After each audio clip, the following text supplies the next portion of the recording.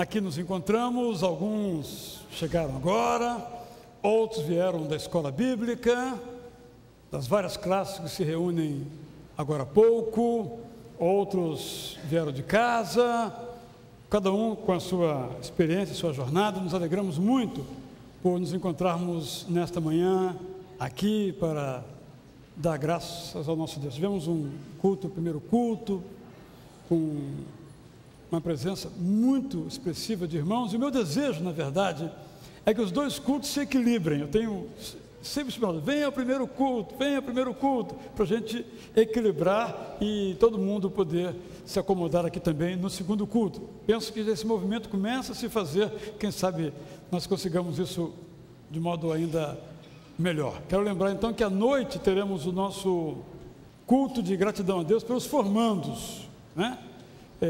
Então vamos começar o culto às 7 horas, em ponto, como sempre começamos.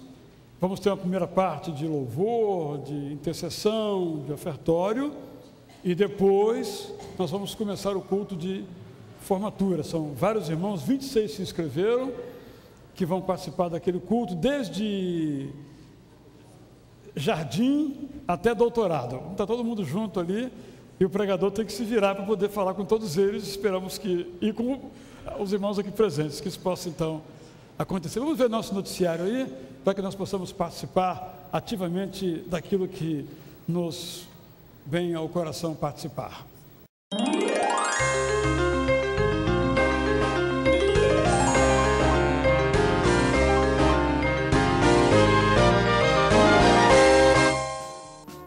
Olá, seja bem-vindo a mais um Ita News. Nesta terça-feira, às 18 horas, venha participar da oficina de criação literária. Uma ótima oportunidade de você aperfeiçoar a escrita por meio de diferentes gêneros textuais, como crônicas, contos e poemas.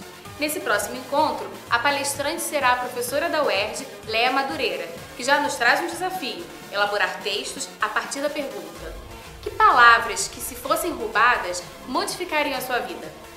Esperamos por você! Março é o mês para pensar em missões mundiais. E a MCA convida você para, no dia 1º, às 15 horas, ouvir o testemunho dos nossos missionários César e Deise Queiroz, que atuam no Chile desde 2009. Eles falarão sobre os projetos esportivos, musicais e estudos bíblicos que desenvolvem naquele país. Você é o nosso convidado! Atenção, juniores! O acampamento de vocês está chegando e as inscrições já estão a todo vapor. O tema do acampamento esse ano será Navegando na Palavra, e o evento acontece entre os dias 21 e 23 de abril no sítio Juvac, em Tanguá. Mais informações com os líderes Flávia e Júlio Alvarenga e na visão ministerial do crescimento.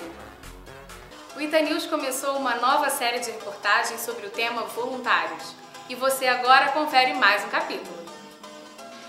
Já sou membro de Itacuruçá já desde 2003, e o que me levou a ser voluntário foi o fato de um dia ser chamado para conhecer toda a parte de transmissão, e estou eu aqui já há 2 anos servindo nesse trabalho como câmera, operador de mesa.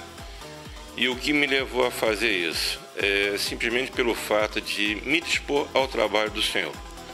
Aquele que faz o trabalho com amor, que tem condições de fazê-lo, que o faça, e sempre com carinho, porque voluntariado não é um trabalho forçado, é um trabalho de dedicação àquilo que você tem em mente de realizar na obra do Senhor enquanto aqui na terra. E você também pode servir aqui na igreja. Basta se apresentar em uma das visões ministeriais. Tem muitos campos de atuação e cursos sendo oferecidos para preparar os voluntários. Uma oportunidade é como operador de câmera. E para isso, acontecerá um curso de capacitação no dia 3 de março às 10 horas. Ficou interessado? Entre em contato com Antônio Borges pelo número 9678-7185. Na nossa página da internet, você pode acompanhar tudo o que acontece em nossa igreja, como o roteiro dos grupos familiares, cursos oferecidos, carta dos missionários e reflexões bíblicas. Acesse www.itacuruca.org.br e fique por dentro de todas as programações. O Ita News de hoje fica por aqui. Fernanda, Ita Feliz. Um último aviso. Faça sua inscrição para o Ita Feliz, que acontece no dia 17 de março. Mais informações no hall de entrada da nossa igreja com o Ministério da Amizade. A gente volta a se encontrar numa próxima edição. Até lá!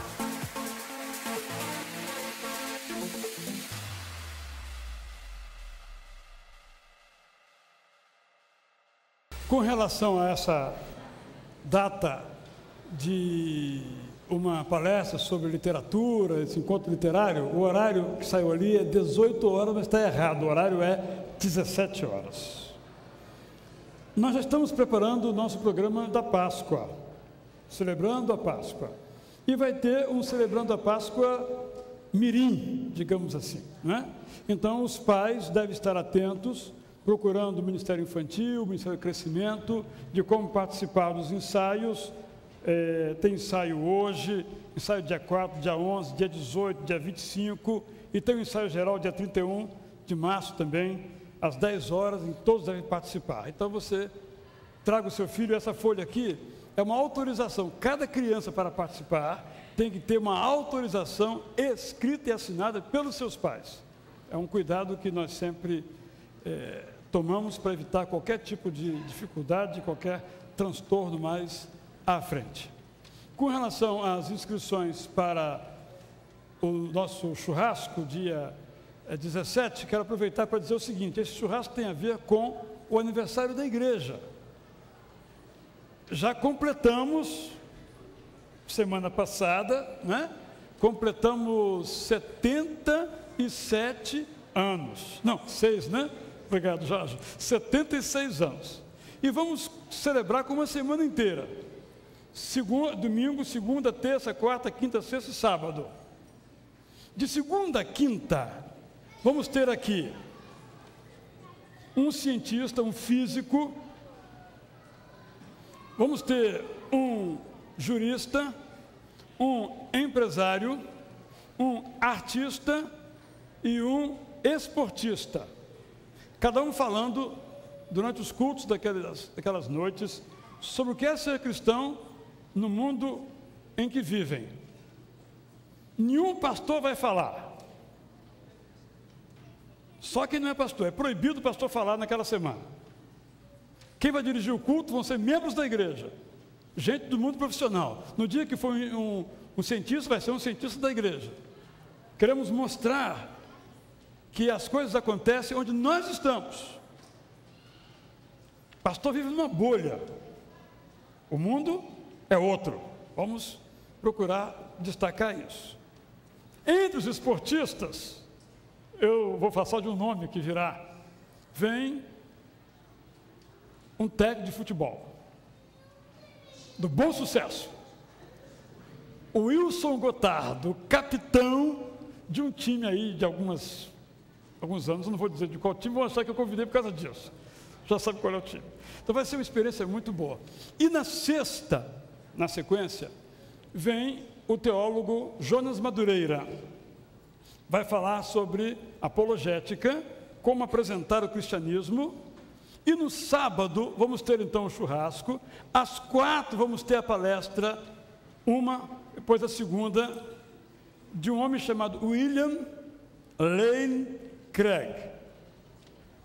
É o teólogo mais conhecido no mundo sobre o tema da apologética. Então, nenhum de nós pode perder, é preciso fazer inscrição para podermos trazer o material direitinho. A Editora Vida Nova que nos pediu e nós então achamos que seria muito interessante, até porque estamos lendo a Bíblia e surgem questões muito difíceis na nossa leitura. Razão por quê? Eu escolhi como livro do mês esse aqui, O Deus que eu não entendo. Dá para entender um Deus que manda matar os cananeus? 50 páginas trata desse assunto aqui nesse livro. Então vale a pena a gente estar lendo, e eu procurei um livro que exatamente tinha a ver com as nossas dificuldades, para que a gente leia a Bíblia com mais alegria, com mais proveito, com mais prazer. Vamos então agora orar, oferecendo ao Senhor esse nosso culto, e vamos nesta oração nos lembrar dos nossos visitantes, aniversariantes e de um recém-nascido. Primeira pergunta, então. Quem está aqui hoje pela primeira vez nesse culto conosco? Fique em pé, por favor, se houver alguém pela primeira vez participando desse culto. Há alguém? Aqui temos um casal, muito bem-vindo. Nada de pegar na mãozinha, não, tem que abraçar. Isso, tem que abraçar. Não é que tem, não, é um prazer abraçar, na verdade, é muito melhor assim desse jeito, né? Há mais alguém que não esteja vendo? Alguém que completou nesta semana aniversário de nascimento, casamento, batismo ou outra data de valor na sua vida? Se houver, pode vir aqui, vamos então dar graças a Deus pela sua existência. Elvésio, 69 anos de batismo, e eu fui ajudante dele quando ele dirigia um trabalho no presídio do Galpão daqui da Boa Vista. E depois do almoço, almoçava na casa dele, é claro, seminarista e tal. E aí almoçava lá, que o irmão Cari preparava o almocinho e íamos lá para aquele calor daqui da Boa Vista, lá no presídio. Isso. Então ele completou 69 anos de batismo, né? E 83 anos de nascimento. Parabéns. E o casal completou o aniversário de vida conjugal, não é isso? Junto com a igreja. Junto com a igreja, então tá bem. Na mesma data, mas vocês não puderam vir e nem nós pudemos vir também, não é? Há mais alguém? Então eu vou chamar aqui o Gabriel, que por enquanto virá no colo dos seus pais e também avós, tios, primos, podem vir todos. Vocês notaram que não tem visto mais esse casal aqui, né? Temos que puxar a orelha deles, senão eles estão vindo mais à igreja. Mas agora quer apresentar o neném, pode isso? É que agora eles moram em Brasília. Esperamos que não por muito tempo, vocês possam logo voltar. Ele prestou um concurso no Banco Central do Brasil, foi aprovado, foi chamado e nos deixou. Isso acontece, por isso que eu não oro para ninguém passar em concurso. Não conte com a minha oração. O cara passa e vai embora, não quero que passe, quero que fique por aqui. Vamos ficar em pé, irmãos, vamos orar então? Senhor, com alegria nos reunimos aqui, te agradecemos pela vida do irmão Elvésio, pela vida do casal Eduardo e Lídia Köhler, e também com alegria te agradecemos pela chegada do Gabriel, a vida do Rodrigo e da Alessandra e de seus demais familiares. Senhor, eles estão aqui com o seu bebê, porque reconhecem e sabem que o Gabriel é um dom de Deus, é um presente teu para eles. Mas também aqui estão para te rogar que o Senhor ajude esse casal a conduzir bem, a dirigir bem, a fortalecer a vida do Gabriel. Que eles possam ser sábios para conduzir o Gabriel no caminho que deve andar. Fortaleça esta família, ó Deus. Receba mais uma vez a nossa gratidão. É assim que tudo isso te falamos e te oferecemos esse culto e o fazemos em nome de Jesus. Todos podem então, por favor, se assentar. Parabéns para vocês, hein? Parabéns.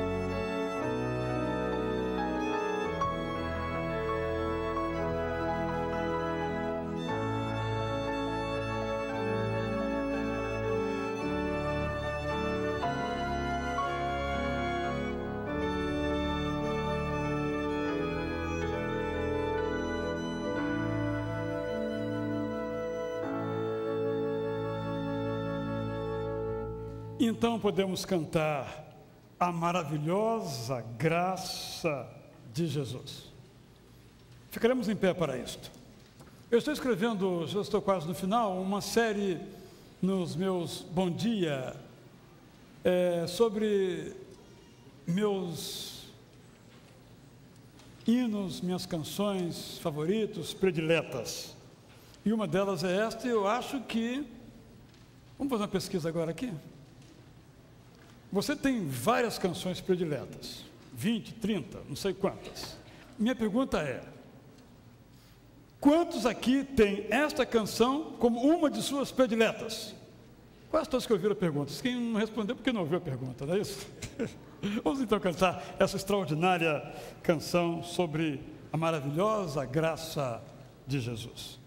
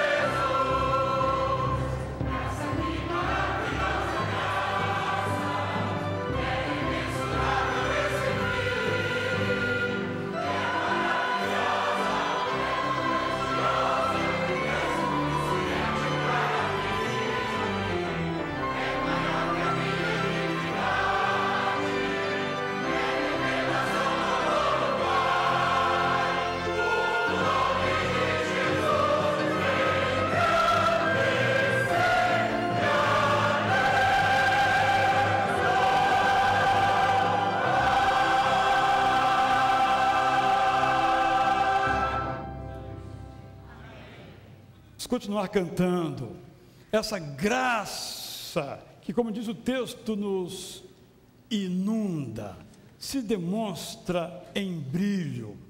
Há algumas palavras sobre esse poder e essa manifestação de Deus em nossas vidas.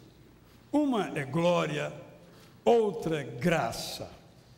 Cantamos a graça e agora vamos cantar a glória. Vejo a glória, a luz do Senhor que brilha. Para quê? Para só brilhar no nosso coração? Para que possa brilhar em todos os corações. Vamos cantar com o mesmo entusiasmo de agora.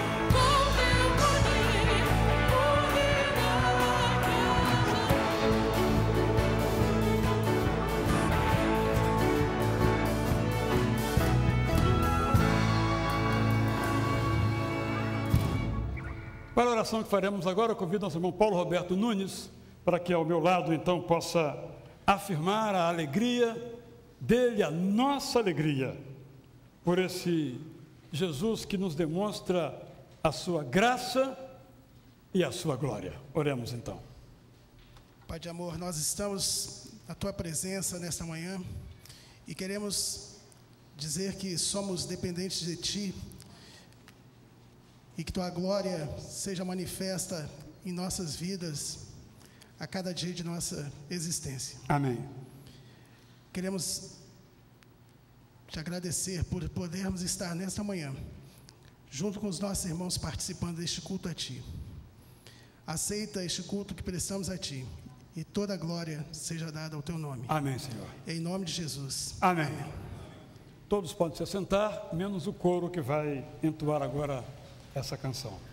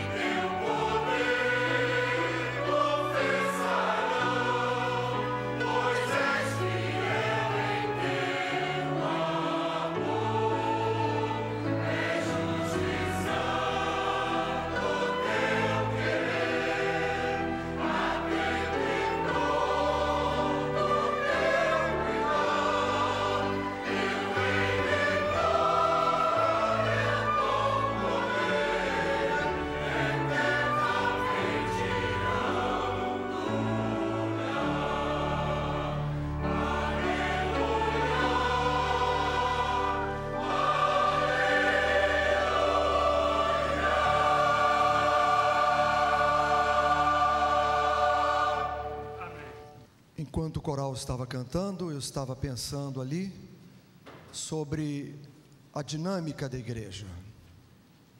Nós que convivemos aqui no dia a dia, os pastores, aqueles que têm uma atividade diária na igreja, sabem o quanto a igreja tem um universo de tantas atividades que muitas vezes foge aos nossos olhos no domingo, porque aqui estamos num momento de celebração.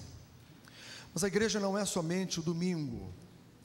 A igreja tem todas as suas atividades que transcorrem a partir do domingo, vamos dizer assim, que é o dia de maior celebração. Mas muitas outras atividades acontecem ao longo da semana.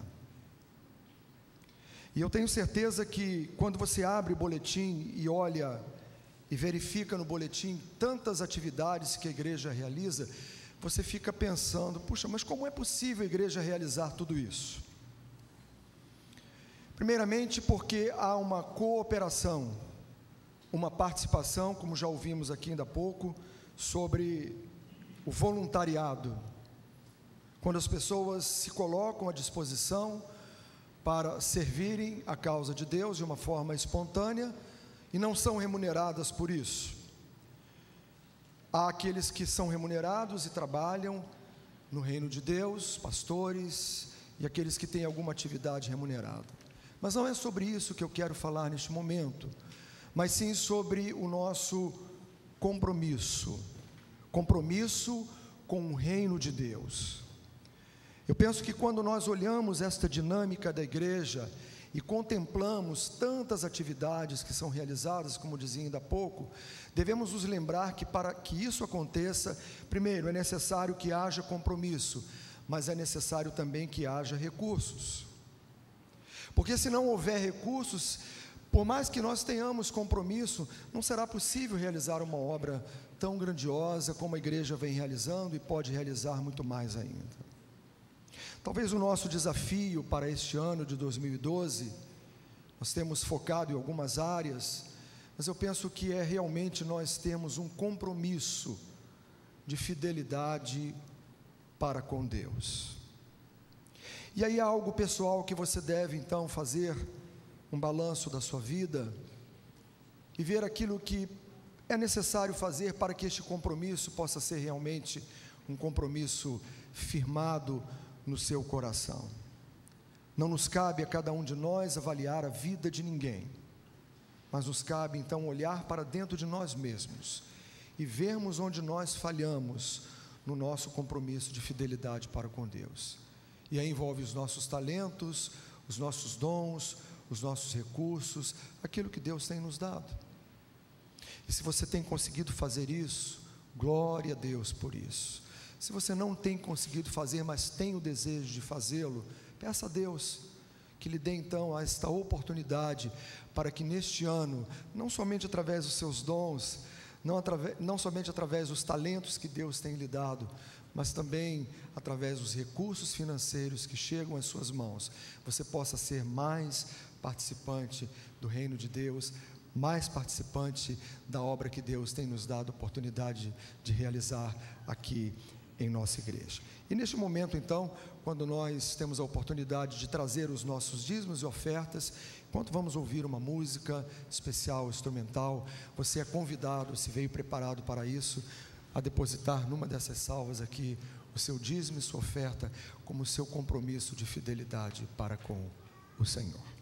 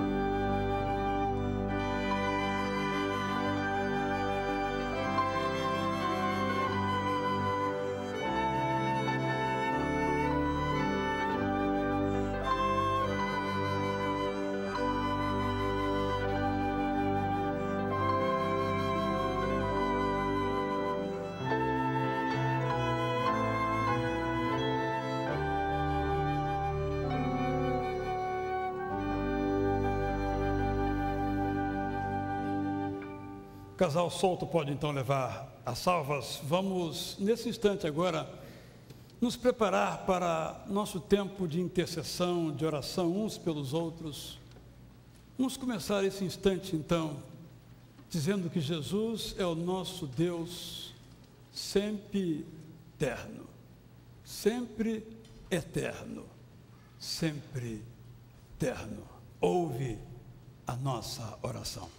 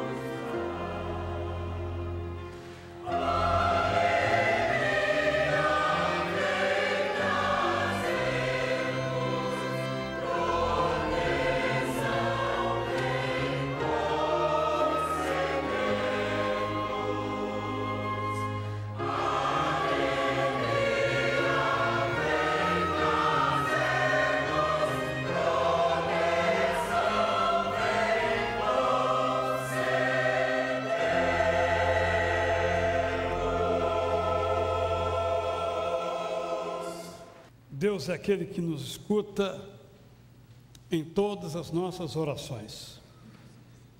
Nós iremos agora dirigir a Ele uma oração por um tema que eu sei que tem trazido,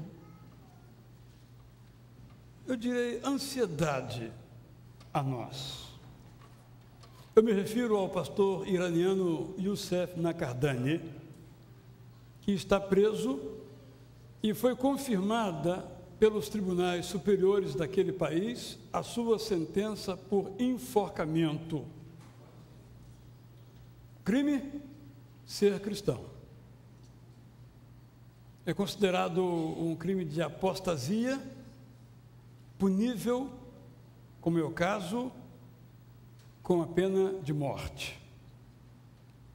A ele foi oferecida a oportunidade, disso por 3 vezes, de abjurar a sua fé em Cristo, mas ele, como tantos outros ao longo da história, decidiu assim permanecer fiel a Cristo e com Cristo.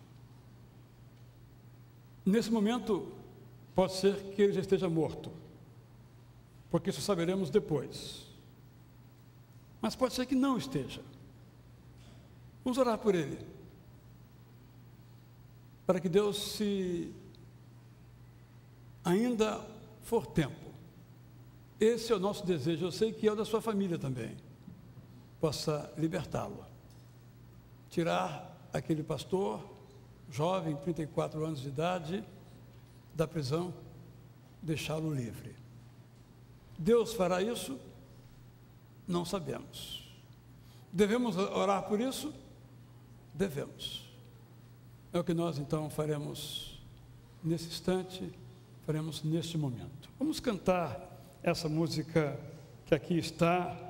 É uma música do ano 2000, de Gláucia Carvalho, que fala do doce nome de Jesus, aquele que transforma em alegria o nosso coração quando está triste, porque esse nome é capaz de dar ao homem libertação, salvação, alegria em meio à dificuldade. Assentados, depois então desse canto, o pastor Zé Maurício vai orar, intercedendo pela vida do pastor Youssef Nakardani.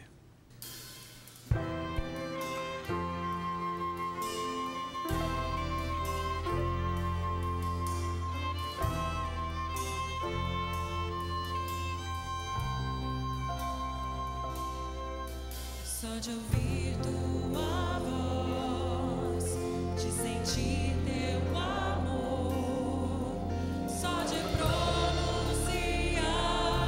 o teu nome, os meus medos se vão, minha dor, meu sofrer, pois de paz tu inundas meu ser.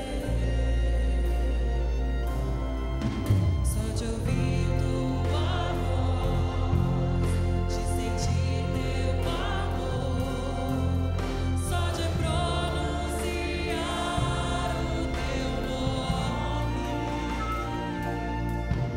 os meus medos se vão, minha dor, meu sofrer, pois de paz tu inundas meu ser.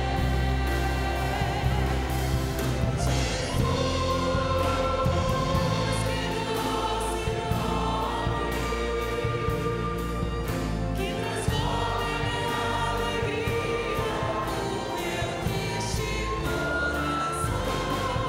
Jesus, só o teu nome é capaz de dar ao homem salvação.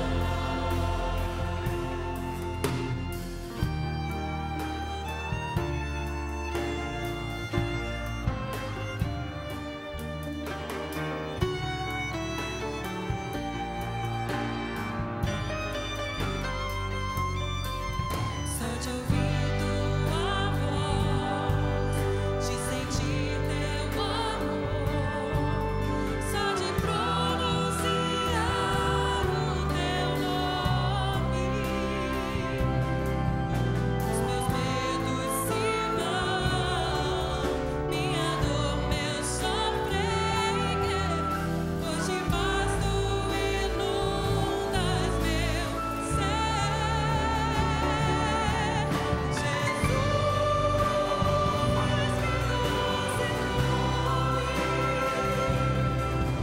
Que transforma em alegria o meu triste coração. Jesus, só o teu nome é capaz de dar ao homem salvação. É capaz de dar ao homem salvação.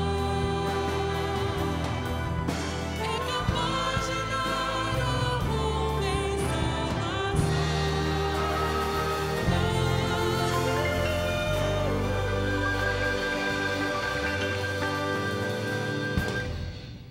Santo Deus, nós nos curvamos mais uma vez diante da Tua majestade, do Teu poder, da Tua glória, para interceder pela vida do Teu servo,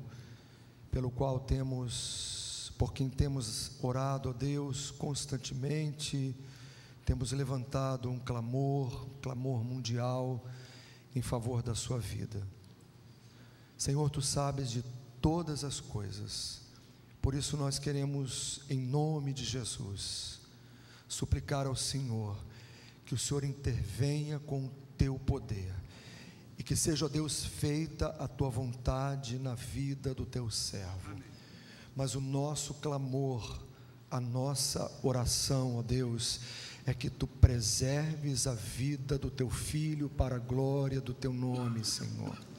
Ó Deus, por favor, Pai, nós Te imploramos e pedimos ao Senhor, livra o Teu servo, para glorificarmos o Teu nome, para bendizermos o Teu nome, para, ó Deus, que as nações possam cada vez mais reconhecer que só o Senhor é Deus.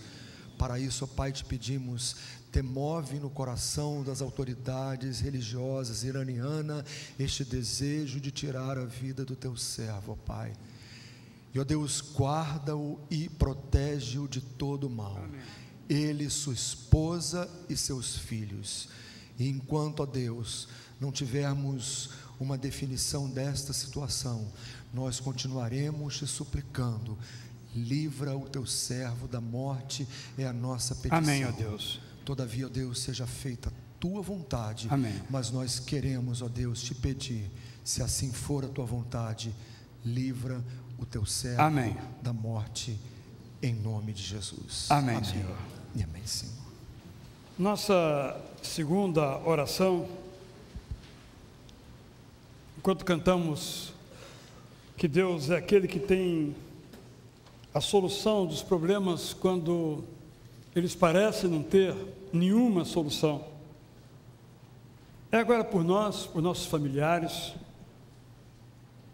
por aqueles que estão conosco participando pela internet deste culto, por alguém de sua família que não está aqui, seja uma dificuldade de qualquer natureza, esta é a hora também da oração. Enquanto nós estivermos cantando, quem desejar ficar em pé, poderá fazê-lo, ajoelhar-se, poderá fazê-lo, vir aqui à frente ao meu lado, poderá fazê-lo, e em seguida vamos orar por todos vocês que assim desejarem, aqueles que estão no nosso boletim, nossa lista, na última página, os que ligaram para nós, para o nosso programa de rádio nesta manhã. Vamos cantar e então orar.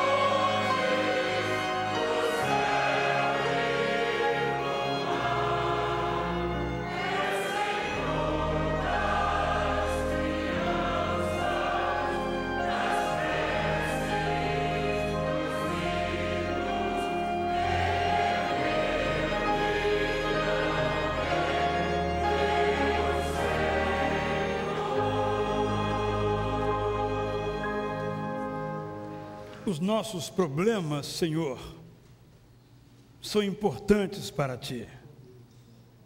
Aqueles que alguns podem julgar pequenos, Tu julgas grandes. Mas não há nenhum problema, pequeno ou grande, que o Senhor não possa dar a solução. Por isso, estamos recorrendo a Ti neste momento. Tu sabes o que vai na alma de cada um neste momento, onde quer que se encontre e quando for que se encontre participando desta oração. Tu sabes. E queremos nessa hora te rogar que abençoes aqueles que vão fazer uma cirurgia, abençoes aqueles que estão em luto, abençoes aqueles que estão em conflito em casa.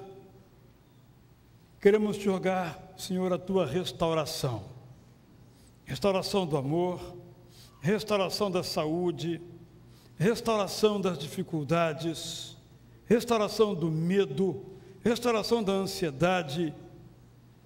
Que o Senhor possa fazer isso em nossas vidas, nas vidas dos que estão conosco agora pela internet, nas vidas dos nossos ouvintes do programa de rádio hoje pela manhã. Que o Senhor possa trazer saúde física, material, espiritual, emocional. Senhor, eu quero te pedir mais uma coisa. Tu sabes que nos é muito difícil perdoar, mas Tu nos ensinas, inclusive, que devemos perdoar unilateralmente os que nos ofendem. Se há, ó Deus, aqui alguma pessoa ofendida, que o Senhor possa ministrar ao seu coração agora, para que ela tome a decisão de perdoar, para que laços sejam restaurados. É o que eu te peço, ó Pai, eu faço isso em nome de Jesus.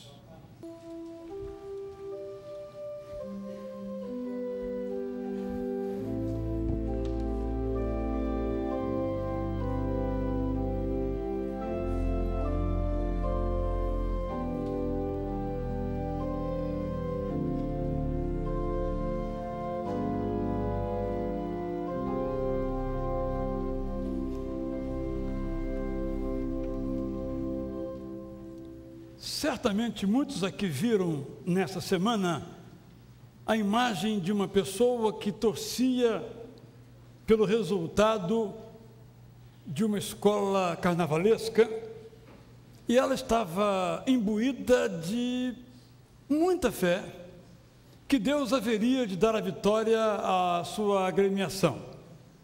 Para tanto, a cada parte que antecedia a leitura da nota daquele quesito, com mais intensidade ela se agarrava a alguns elementos de fé que estavam junto dela. Eu fiquei pensando sobre isto, no contexto, às vezes, de que também afirmamos que Deus está conosco, que Deus é o nosso Deus e que nós somos o povo de Deus. E falamos com a boca cheia, nós somos o povo de Deus. Há uma emissora que se apresenta como a rádio do povo de Deus. Há um outro jornal que diz que é o jornal que é o veículo de comunicação do povo de Deus. Quem é o povo de Deus? Será que eu sou parte do povo de Deus? Que você é parte, de fato, do povo de Deus? Basta afirmar que somos povo de Deus para o sermos? Em nossa jornada nona de leitura da Bíblia, eu me deparei então com um texto que responde a essa pergunta. Quero então ler para você agora Êxodo, e não Números como está impresso, Êxodo 19, 1 a 6. Êxodo 19, 1 a 6. No dia em que se completaram 3 meses que os israelitas haviam saído do Egito, chegaram ao deserto do Sinai. Depois de saírem de Refidim, entraram no deserto do Sinai, e Israel acampou ali diante do monte. Logo, Moisés subiu o monte para encontrar-se com Deus, e o Senhor o chamou do monte, dizendo: diga o seguinte aos descendentes de Jacó e declare aos israelitas: vocês viram o que fiz no Egito e como os transportei sobre asas de águias e os trouxe para junto de mim. Agora, se me obedecerem fielmente e guardarem a minha aliança, vocês serão o meu tesouro pessoal dentre todas as nações.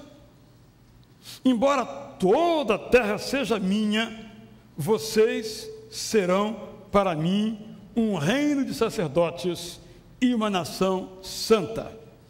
E o texto termina dizendo que essas são as palavras que você dirá aos israelitas.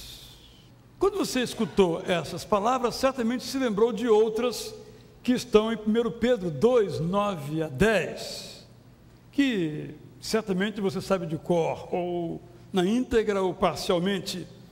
Vocês, porém, são geração eleita, sacerdócio real, nação santa, povo exclusivo de Deus, para anunciar as grandezas daquele que os chamou das trevas para a sua maravilhosa luz.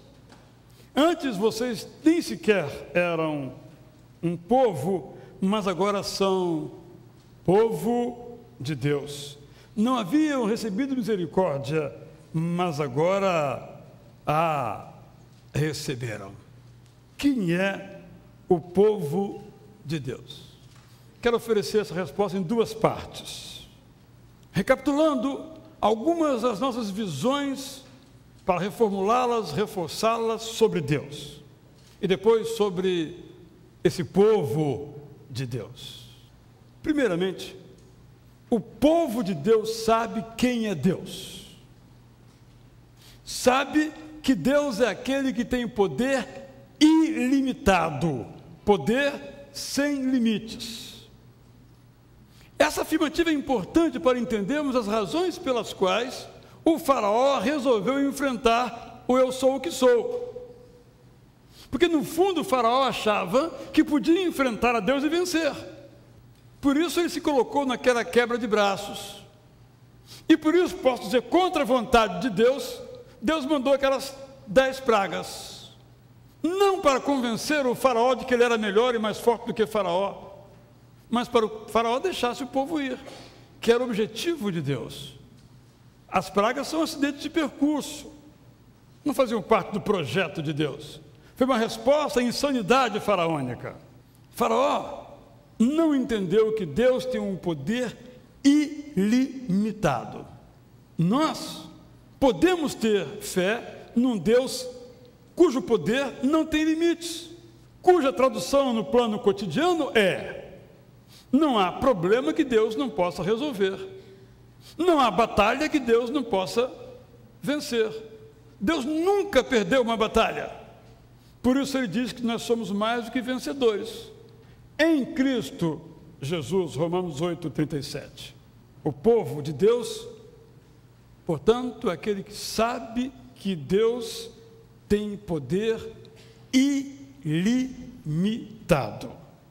O povo de Deus também sabe que Deus é aquele que conduz o seu povo sobre as asas das águias. Essa é uma imagem poética de grande significado, que entendemos melhor a sua profundidade quando lemos outro texto do Pentateuco, isto é, um dos 5 primeiros livros da Bíblia, que é Deuteronômio 39, 9 a 12. Vamos ver esse texto. Deuteronômio 32, 9 a 12. O povo preferido do Senhor é este povo. Jacó é a herança que lhe coube. Numa terra deserta ele o encontrou, numa região árida e de ventos uivantes. Ele o protegeu e dele cuidou, guardou-o como a menina dos seus olhos, como a águia que desperta a sua ninhada, paira sobre os seus filhotes e depois estende as asas para apanhá-los, levando-os sobre elas, isto é, sobre as suas asas. o Senhor sozinho o levou, isto é, ao povo. Nenhum Deus estrangeiro o ajudou. Essa imagem é belíssima. Quem voa sobre as asas das águias está seguro, porque está envolto e protegido em asas longas e acolhedoras. Quem voa sobre as asas das águias está acima dos problemas. Quem voa sobre as asas das águias tem a melhor perspectiva da vida, a perspectiva do alto, com tudo o que isto significa. Deus quis chamar a atenção e chama também a nossa, que aquele povo foi tirado do Egito e voou sobre asas de águia. Essa expressão só aparece uma única vez em toda a Bíblia, embora a menção à águia apareça de Êxodo ao Apocalipse 33 vezes. Mas esta é exclusiva de Êxodo 19, mostrando claramente a dimensão do cuidado de Deus. O povo de Deus sabe que Deus é aquele que atrai o seu povo em sua direção. O profeta Oséias diz com grande propriedade qual é essa identidade de Deus, quando ele afirma em Oséias 11:4 o seguinte: atraí-os com cordas humanas, com laços de amor. Fui para eles como quem alivia o jugo de sobre as suas queixadas e me inclinei para dar-lhes de comer. Atraí este povo com cordas humanas. Isso é importante, meus irmãos, pelo seguinte: quando nós lemos o Antigo Testamento, a gente vê o modo de Deus agir. Ele age com o ser humano do jeito que o ser humano é, como se fosse um Deus limitado, porque o ser humano é limitado.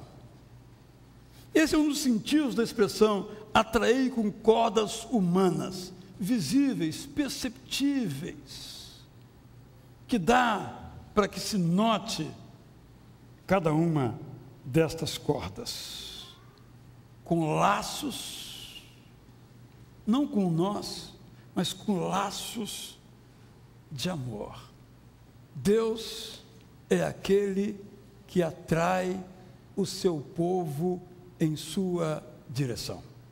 E há um hino que nós cantamos que tem uma das estrofes que afirma de outro modo esta mesma realidade, e nós vamos cantá-la então agora.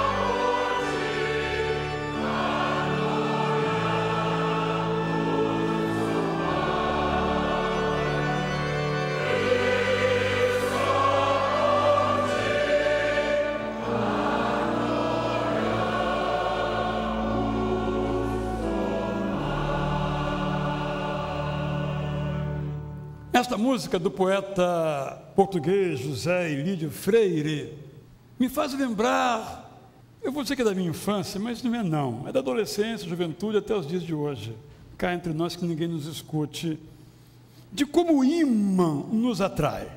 Alguns nós temos lá em casa na geladeira, o chamado ímã de geladeira, ela está lá colada, né? Com o telefone da pizzaria. Quem come essas coisas que engordam? Não é o meu caso. Por isso eu estou magrinho assim. Mas eu ficava encantado quando criança de observar como os metais colocados a uma certa distância um do outro se atraíam, e conforme o poder de imantação deles é duro até de tirar, de arrancar um do outro. Aquilo sempre me encantou, nunca estudei o assunto para saber como é que aquilo funciona, mas essa música do poeta português é bem aproximada da mensagem que nos apresenta o livro de Números e também o profeta Oséias. Como ímã, Deus nos atrai. Podemos dizer que ele é, todo ele, uma planície, uma superfície metálica. Mas ele colocou no nosso coraçãozinho assim, alguns centímetros de um metal que se deixa atrair.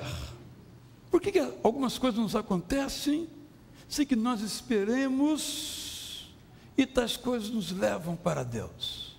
É o ímã que nos atrai. Há um teólogo já falecido chamado Pierre Teilhard de Chardin, morto em 1955, que bolou um sistema conceitual, filosófico, em que ele diz que a história marcha como numa espiral dentro de um cone em direção ao ponto ômega que é Cristo. Por mais que a história dê voltas, esse ponto ômega, esse ponto crístico atrai a história até a sua direção, nos termos de Paulo aos Colossenses. Mas podemos dizer um pouco mais sobre isso. Por alguma razão, além de nossa compreensão, Deus quer ter comunhão conosco. Abrindo a Bíblia, o que nós vemos? Desde o capítulo 1 de Gênesis ao último de Apocalipse. Deus quer ter comunhão conosco. Deus quer ter comunhão conosco porque Deus nos ama. Meu irmão, minha irmã, eu sempre repito isso daqui e fico pensando quando a gente de manhã acorda e sabe que tem coisas abertas para fazer, problemas a resolver, dificuldades a superar, mas quando pomos o pé fora de nossa cama e nos lembramos, eu sou amado por Deus, eu sou amada por Deus, o dia é outro. Vamos ter dificuldades, vamos ser criticados, vamos encontrar becos sem saída, mas nós somos amados por Deus. Esta é uma expressão de fé que faz uma imensa diferença na nossa vida. Este imã que nos atrai quer ter comunhão conosco também, porque ele sabe que nós não podemos sobreviver sem ele. Quando nós lemos o Antigo Testamento, encontramos lá a referência, só tu és Deus, os deuses, ficamos um pouco confusos, como a dizer, que pessoal primitivo que cria um monte de deuses, nós não. Bem, os nossos deuses não se chamam Baal, ou Astarote, ou Ísis, ou Osíris. O nosso Deus se chama dinheiro, fama, poder, sexo. É o nosso Deus, sutil, não tem cara de Deus, não tem nome de Deus, não usa recursos religiosos para nos seduzir, mas são deuses. Hoje de manhã brincávamos vindo para cá que estávamos com muita fome, vindo do programa de rádio. E o tema da conversa foi esse. Ao longo da viagem até aqui, o pãozinho que nós íamos encontrar quentinho, com cafezinho com leite, sem açúcar, nos esperando. Alguns com açúcar têm esse vício, eu não tenho esse vício. E aí, nós nos assentamos e comemos. Mas eu quero declarar algo a vocês. Todos aqueles que comeram aquele pão, ou dois, não vi quantos mais comeram, já estão com fome. Daqui a pouco vão sentar e vão almoçar. Por que estou fazendo essa brincadeira? Porque às vezes nós nos alimentamos dos pães que nos oferecem e achamos que não vamos ter mais fome. No almoço você come e diz, hoje nem vou lanchar, nem jantar, porque eu comi bem, estou satisfeito. Mas daqui a pouco, começa a dar uma ruidinha lá dentro. É impressionante a nossa dificuldade de lembrar que aquele pão não vai permanecer. Ele vai ter o seu efeito diluído e vai cumprir a sua função e teremos que comer de novo. Mas quando tomamos o pão da vida, Jesus fala sobre isso. Gente, pessoal, não trabalhe pela comida que se estraga, mas trabalhe pela comida que permanece para a vida eterna, a qual o Filho do Homem, isso é Jesus Cristo, vos dará. Deus, o Pai, nele colocou o seu selo de aprovação. Nós temos comido do alimento, temos nos deixado alimentar pela palavra de Deus, temos nos deixado atrair pelo ímã de Deus, temos tido comunhão com Deus, que nos ama, por isso quer ter comunhão, que sabe que nós não podemos sobreviver sem Ele, por isso quer conosco ter comunhão, e que quer nos alimentar, para que nós comamos pão vivo, pão que permanece e não pão que perece. Quarto lugar, o povo de Deus sabe que Deus lhe dá atenção especial. Como é que esse povo é chamado aqui nesse versículo? Tesouro pessoal. Não é um tesouro do governo, não é um tesouro público, não é um tesouro de um banco, é um tesouro pessoal. Aqui me ocorre uma imagem e poderiam vir outras. Quando um primeiro-ministro ou um presidente de uma república forma a sua equipe de trabalho, ela faz, ou ele faz, a partir dos compromissos políticos partidários que tem. No caso do Brasil, há vários partidos que apoiam o governo central, e ela então tem que escolher os ministros daquele partido, e alguns, inclusive, escolhem quais são as pessoas, e o presidente tem que engolir aquela pessoa. É assim que funciona a política desde 1500 antigamente. Mas quando lemos o noticiário, nós vemos que tem alguns ministros que fazem parte da cota pessoal. No nosso caso aqui, da presidente Dilma Rousseff. Com esses ninguém mexe. E se porventura surgir alguma denúncia contra esse ministro ou essa ministra, ela arranja um outro cargo para ele, porque faz parte da sua cota pessoal. Pode não ser uma imagem muito precisa, mas eu imagino que quando Deus diz que o povo é seu tesouro pessoal, é que esse povo faz parte da sua cota pessoal. Não é um povo como qualquer outro, é um povo especial, é um povo da sua cota. Há muitos povos no coração de Deus. Todos, na verdade, estão no coração de Deus. Mas há um que lhe é mais querido. Há um que faz parte do seu tesouro pessoal. A este, o apóstolo Pedro chama de propriedade exclusiva de Deus. O que isso significa? Cuidado. Deus tem cuidado de todos, mas tem mais cuidado do seu tesouro pessoal, tem mais cuidado de sua propriedade exclusiva, tem mais cuidado do seu rebanho. Então, a primeira parte está respondida, mas não respondi ainda a pergunta: quem é o povo de Deus? Eu disse que o povo de Deus sabe que Deus tem um poder ilimitado, espero que você assim creia. Eu disse que Deus nos conduz sobre as asas das águias, eu espero que você assim também creia. Eu disse que Deus nos atrai como imã em sua direção, eu espero que você assim creia. Eu disse que Deus sabe, que Deus nos dá a cada um de nós uma atenção especial para com esse povo, eu espero que você assim o creia. Mas você é parte do povo de Deus. Você é de fato povo de Deus. E esse texto que nós lemos de Êxodo 19 nos responde, claramente nos responde. Vocês viram, volto a ler, o que fiz ao Egito, e como os transportei sobre asas de águias, e os trouxe para junto de mim. Agora, se me obedecerem fielmente e guardarem a minha aliança, vocês serão meu tesouro pessoal entre todas as nações. Quem é o povo de Deus? É o conjunto daqueles que pertencem a uma igreja?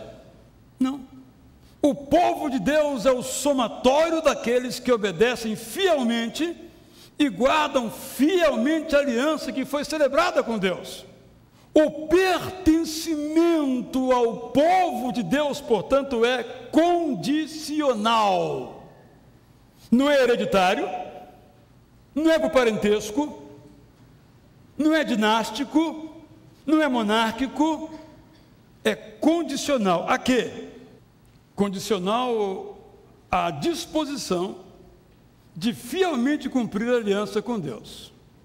Há muita gente em nossas igrejas, espero que não haja nenhum aqui, que embora se achem povo de Deus, não são povo de Deus, assemelhando-se a alguns que também viajaram com os hebreus pelo deserto. Nós encontramos esta afirmativa em Números 1:4. Você pode até abrir, até marcar isso daí, depois pesquisar um pouquinho sobre esse assunto. Você já leu esse texto várias vezes, pode ler de novo, em que entre os que navegavam pelo deserto, há alguns chamados de vulgo, ou populacho, ou grande mistura, ou povinho, ou estrangeiros. Pareciam que eram povo de Deus, mas não eram povo de Deus. Para ser então povo de Deus, não basta afirmar, eu sou o povo de Deus. Há algumas condições. Primeira, é povo de Deus quem cumpre a sua parte no acordo, na aliança, no pacto. Aí você vai dizer, nenhum de nós é capaz de cumprir esse acordo, o que é verdade. Mas um cristão não é aquele que cumpre o acordo, é aquele que põe o seu coração para cumprir o acordo. E quando falha, se levanta, porque a sua meta é cumprir o acordo, sempre olhando para Jesus, o autor e consumador da sua fé. Como aprendemos em Hebreus, falhamos, mas isso não nos dá prazer. Falhamos, mas isso não nos faz descansar. Falhamos, mas não nos leva a dizer, eu sou assim mesmo. Eu não quero ser assim.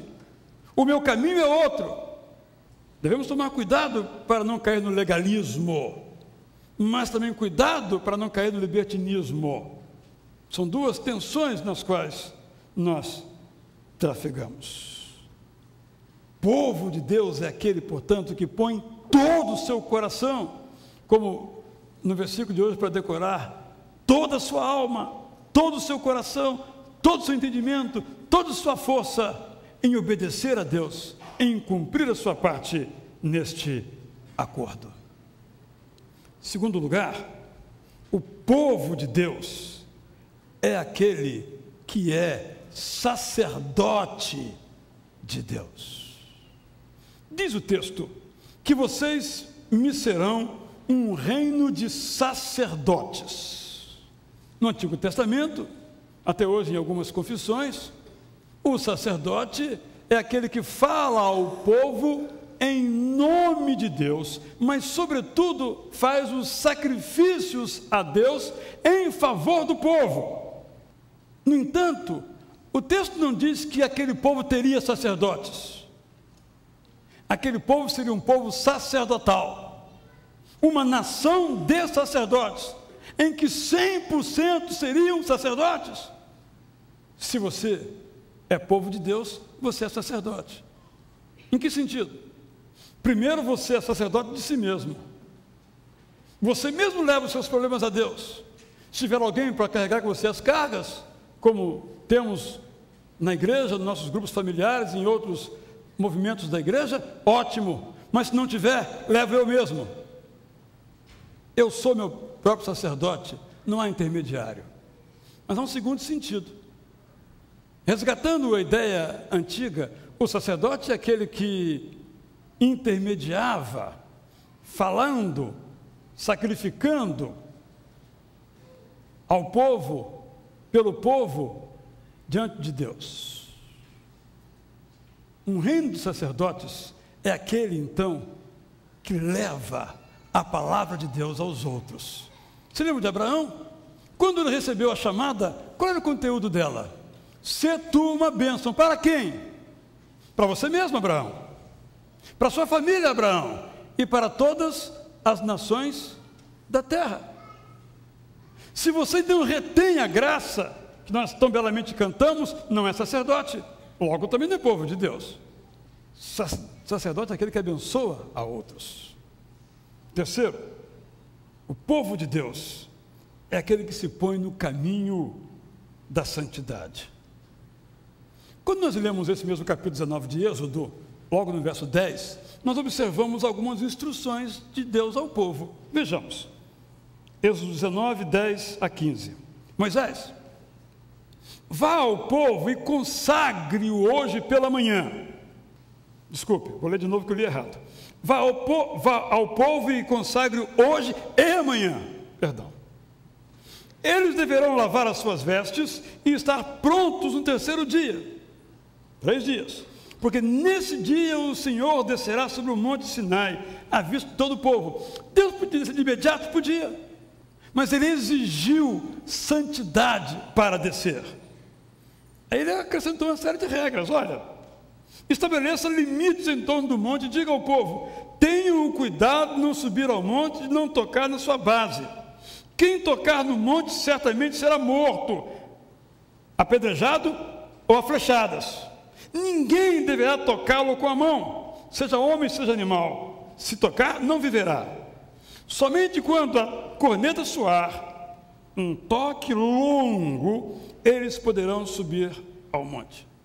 E o texto conclui assim: tendo Moisés descido do monte, consagrou o povo, e eles lavaram as suas vestes. A santidade não é um capricho de Deus para nos atormentar.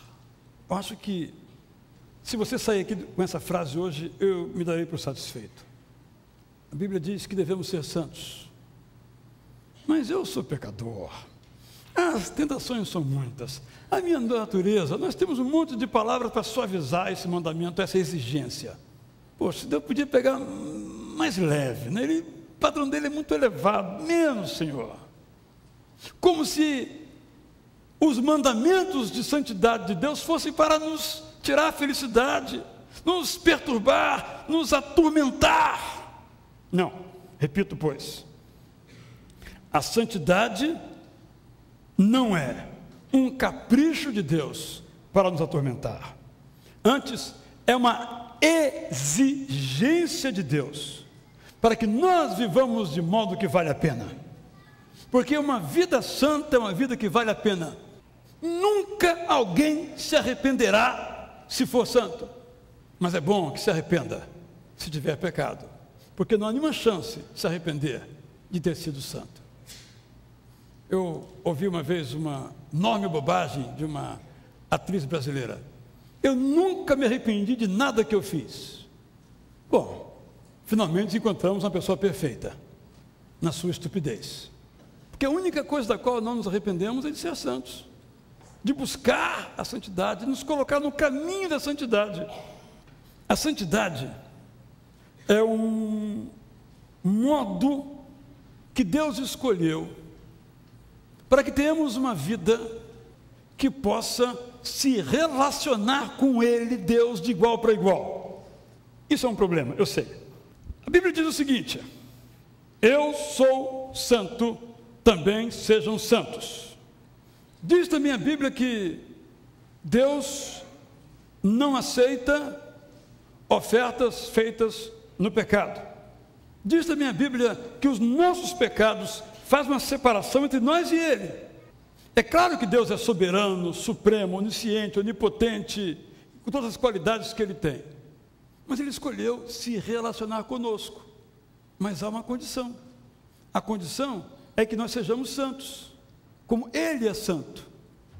Ou seja, a nossa busca pela santidade permite que tenhamos um diálogo com Deus, que se desenvolva uma linguagem, um idioma que os dois falem, uma aproximação e não uma estranheza. um contato e não uma situação de arrepiar-se, mas de aproximar-se. É muito interessante, meus irmãos, nós acompanhamos as pessoas e é muito comum, há atitudes diferentes também, que quando uma pessoa começa a trilhar um caminho que sabe que ela é errado, desaparece da igreja. Ou às vezes cruza a outra rua para não se encontrar com a gente. Ou faz de conta que não viu. Depois vamos ver e ela mesma nos diz, ou ficamos sabendo, o que é que ocorreu. Por que estou dizendo isso? Exatamente porque quando nós estamos no pecado, nós não temos comunhão com Deus. E nós sabemos. Nenhum de nós pode dizer que está no pecado e está certo, porque sabe que está errado. Todos nós.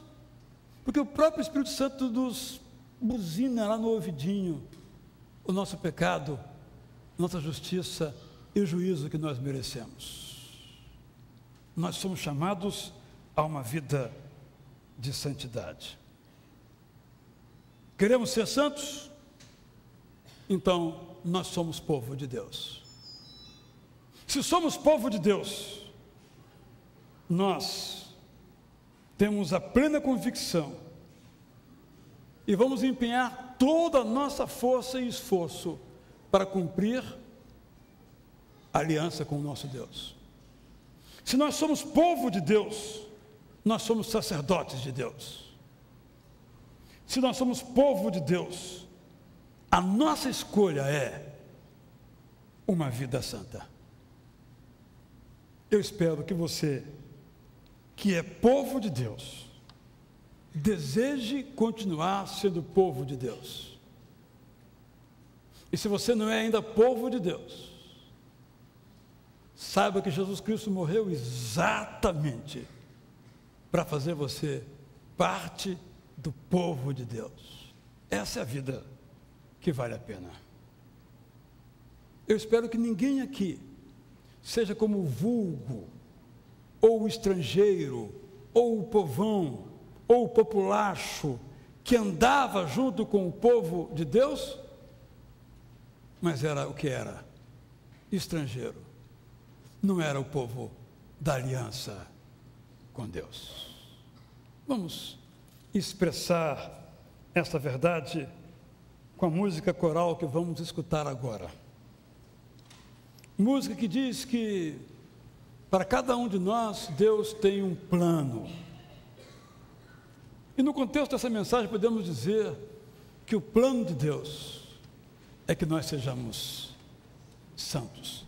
Vamos escutar então essa música coral, teremos a oportunidade de cantar parte dela no estribilho no momento oportuno.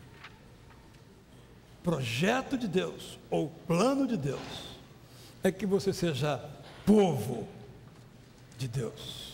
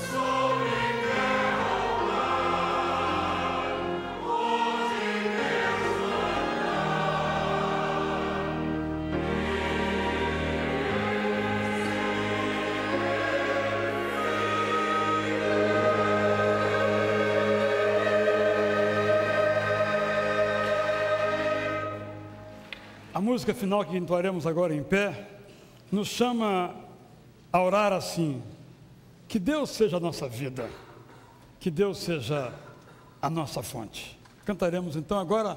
Lembro a todos nosso culto hoje às 19 horas, em que vamos dar graças a Deus por muitos irmãos. 26 se inscreveram, desde o antigo prezinho, como se dizia, né?